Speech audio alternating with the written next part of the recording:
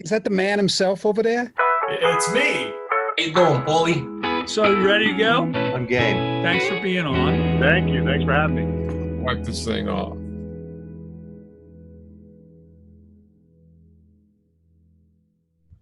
Mark, can you hear me? I can hear you. Hi, Mark. Welcome to our new events here. Thank you. Thanks for having me.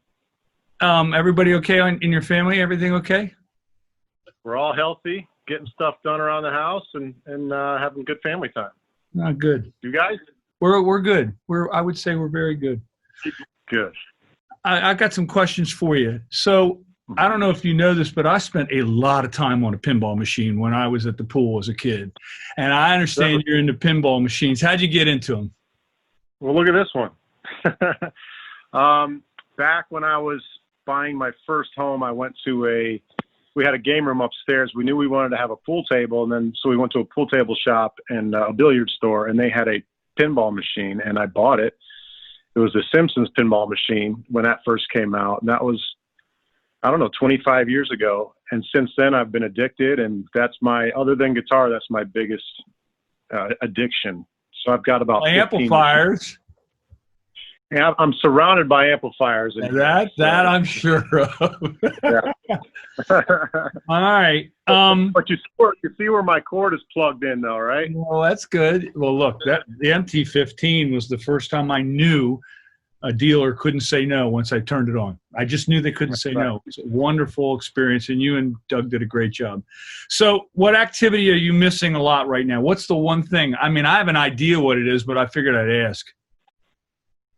Two things. I think being on tour, playing, performing, and hanging out with my friends, just getting out of the house and having a good time with people. Right now I spend time with all my family, which is awesome. We've spent a lot of quality. We've gotten to know each other even better as family, and it's been a good time. But everybody needs to go out and let loose every now and then. Yeah.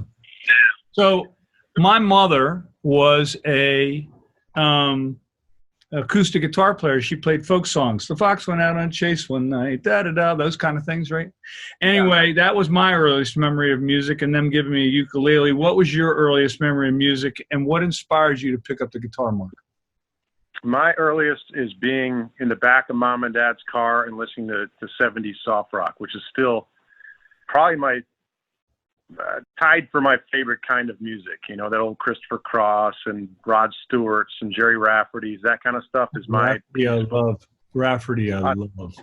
Oh yeah, I love that kind of music. It just it puts me at peace, and I think my songwriting is pretty much a combination of that kind of music mixed with what I found later in life, which is my heavy metal stuff that I fell into years later. So I try to combine those two worlds. All right, so Mark, you don't live a normal life in terms of just going up and going to work and coming home every day, but you have this big role of playing music. And what is that right now for you? What is playing music, and how different is your life than your normal life, which is normal anyway? Well, I have, you're talking about just because of the virus right now? Yeah.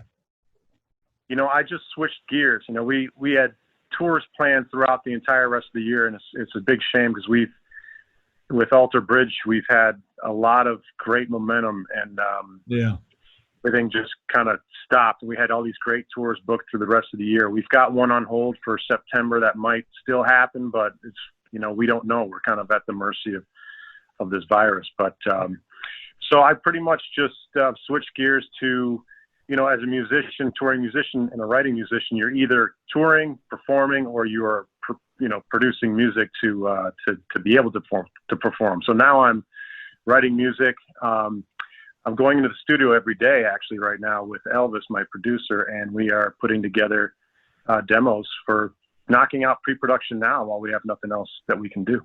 Well, that's great. So do you have questions for me? Yeah, my silly question for you is, if you're at the crossroads in a guitar duel for your soul, who was the other guitar player you did not want to see step on stage? Jeff Beck. Yeah, that's a good one. Jeff Beck's definitely a good one. And look, Mark, I'm a big fan of yours. I'm a big fan of Carl's. I'm a big fan of John's. All these guitar players, Neil, David, some of the best gunslinging I ever saw. David Grissom walked out to the front of the stage and tore it down. You know what I'm talking about. I saw Bosco play a couple of years ago, and every guitar player in the place was glued to the side of the stage because they couldn't believe what was going on, right? So, I don't know.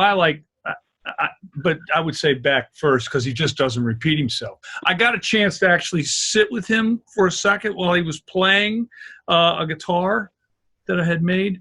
And he went from Broadway into jazz, into Jeff Beck, into blues, back into Jeff Beck, back into jazz, back into Broadway in 45 seconds. And I wasn't stunned at what a good guitar player was. I was just stunned at his musical encyclopedia. It was extraordinary. He is definitely one of my top 5 of all time, I'm sure. All right. So that's first question. I answered it fast. All right. So my second question, you brought up Neil and we brought up the crossroads. So if you're at the earlier crossroads in life when you were just meeting Carlos Santana and making his guitar, I remember when Carlos had kind of championed Neil Schon back in the early days because he saw talent in him and look what's happened to Neil in his career. So if you're at that crossroads and you could kind of step in a guy like Neil Schon's shoes and have a guy like Carlos Santana take you under his wing and follow the road as a touring musician and having the same success you'd have as a legendary guitar builder, which path would you have taken? It's a little bit not fair, but I'll answer it. I would have taken the guitar playing side, but I would be deaf now, 1. And 2, because my hearing is more sensitive than a lot of other people's, and my ears ring faster than other people's do. And the problem with wearing earplugs and in-ear monitors is that it makes it worse in a way. But that's a long discussion. But, you know, I look at these guitars that I made in my early 20s and I go, how did he know? How did this kid know? And somehow I viscerally understood how to do it. So if I walked in a music store and played, everybody would run away. But if I opened a case, it would draw a crowd. So I had to pay attention to that feedback from the world. So to not listen to what the world was telling me would have been not cool. Although, you know, being under Carlos Santana's wing and doing what Neil did would have been unbelievable. Those were magic times. I would have loved to play in the Allman Brothers.